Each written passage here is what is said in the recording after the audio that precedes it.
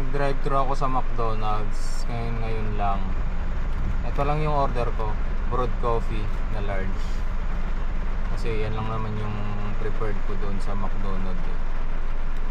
Tapos lumagpas na ako ng 2 minutes, nagpark. Binigyan nila ako ng ganito, para siyang voucher. Ayan. Kasi may ano sila eh, parang may protocol sila na dapat sa drive-thru is 2 minutes lang yung 2 minutes lang yung itatagal ng mga order. Kailangan within 2 minutes maibigay na sa customer. So binigyan nila ako ng ganito. Ayan o,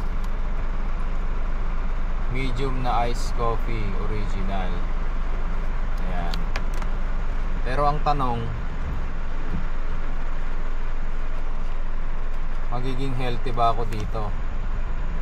Diba? Ano bang benefits na makukuha ko dito pag in-avail ko to? Wala naman. Diba? Nagbayad, libre siya. Tapos libre din yung pwede mong ma-acquire na